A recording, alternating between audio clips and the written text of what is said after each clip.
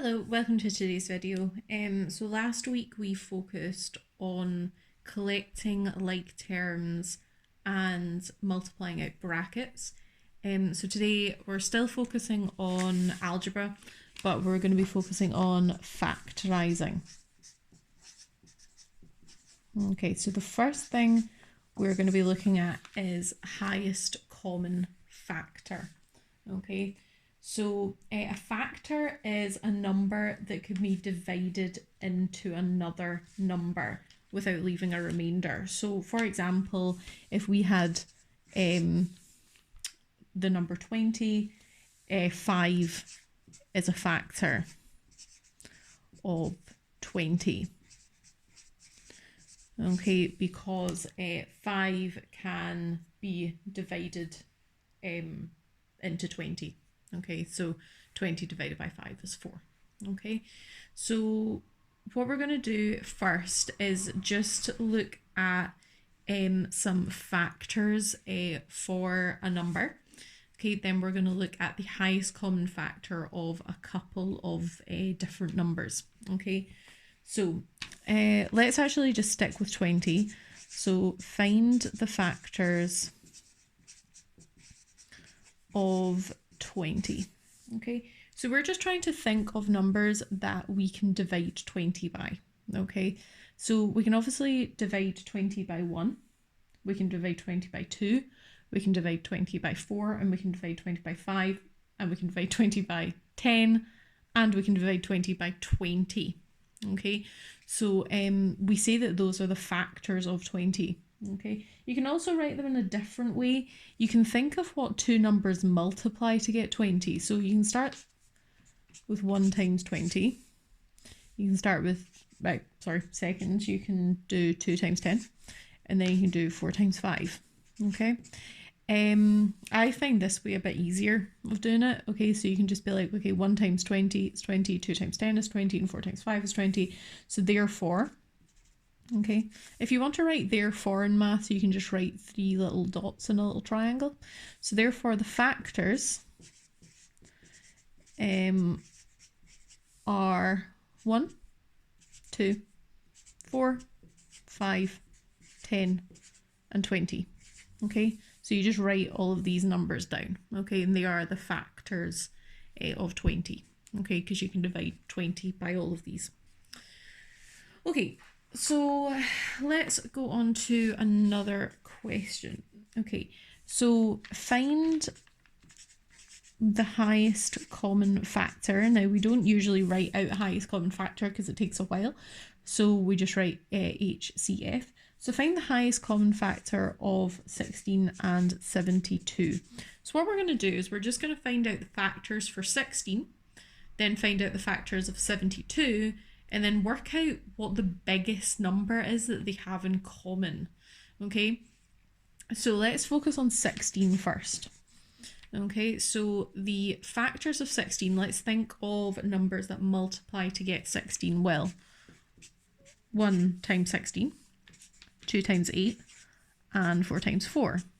So we can see that the factors of 16 are 1, 2, 4. We don't need to write 4 twice, okay, it's just 4. So 1, 2, 4, 8, and 16. Okay, so those are the factors of 16.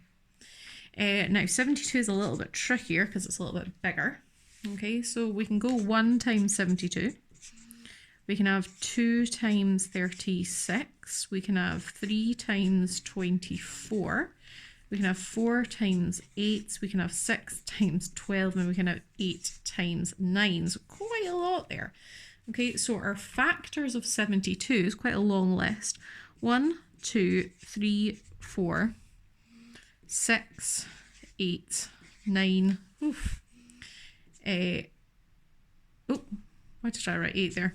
Sorry, that should be 18. 6, 8, 9, 12. I'm going to come down here so you can see 18, 24, 36, and 72. Okay, so we now have the factors of 16 and the factors of 72. Now we just need to look at our lists and work out what the biggest number is that they have in common. The biggest number that they have in common is 8. Okay, because they have one in common. I'll do that in a different colour. They have one in common. All factors have a factor of 1. They also have 2 in common. They have 4 in common. But obviously 8 is the biggest one. So we say that the highest common factor of these two numbers is 8.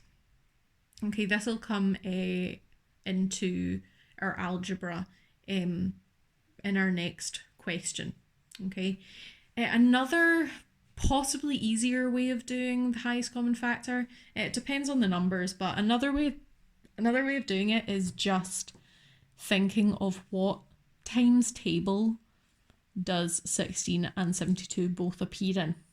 Okay, so obviously they both appear in the 1 times table, they both appear in the 2 times table, they both appear in the 4 times table, but the biggest times table that they both appear in is the 8 times table.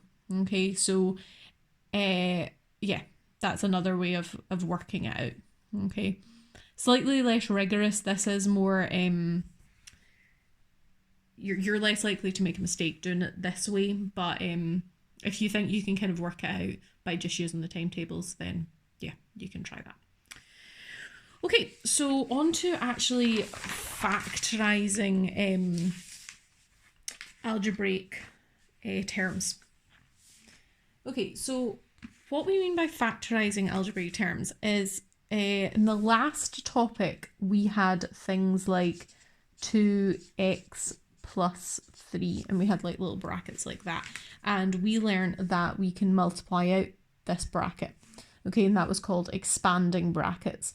And we learned that these, when you have a number or a term and brackets, that you multiply this term by the things in the brackets. So you would multiply the 2 and the x together and you would get 2x, and you would multiply the 2 and the 3 together and you would get plus 6. Factorising is doing the opposite of this. It's going from something like this back to that. Okay, factorising, you can think of it as putting back in the brackets by finding the highest common factor. So let's actually just look at this example for now. If we had 2x plus 6 and it asked us to factorise this, what we have to do is we have to look at these two terms and work out what the highest common factor is, what they have in common, more or less. Okay, so only this term has an x, this term doesn't have an x, so they don't have an x in common. But if we look at these numbers, 2 and 6, okay, we can work out what the highest common factor is of this. Okay, now this would be an example where it would be fine to just kind of in your head be like, right, what times table does 2 and 6 come in? Both appear, and that would be the 2 times table. Okay, so we say that these have a 2 in common. So we bring the 2 outside of the brackets, and then we draw in our brackets. And then we go, okay, what would you have to multiply 2 by to get back to 2x? Well, you'd have to multiply 2 by x. Okay, and then what would you have to multiply 2 by to get 6? Positive 6. You would have to multiply 2 by positive 3. Okay, so it's just like the opposite of this. Okay, and you can check that you've got this right just by quickly expanding the brackets again. Okay, so I'll just go over that again. You bring the 2 out here, okay, because that's what these two terms have in common. They're both in the 2 times table. So you bring the 2 out, and then you go, okay, right, what would I have to multiply 2 by to get back to this term 2x? Well, I would have to multiply it by x, so I put the x in here. And then what would I have to multiply this 2 by to get back to this term, the 6? Well, you'd have to multiply it by 3. Okay, let's try another one. 5t plus 15. Okay, and we are to factorise this. Okay, so we're looking at this. Obviously, they don't have a t in common. Only the first term has a t. So we're looking at the numbers 5 and 15, and we're thinking, right, okay, what times table does 5 and 15 both appear in? Well, they both appear in the 5 times table. So we write the 5 and we draw in brackets. And we go, okay, what would I have to multiply this 5 by to get back to this term, 5t? Well, I would have to multiply it by t. And then what would I have to multiply 5 by to get back to positive 15?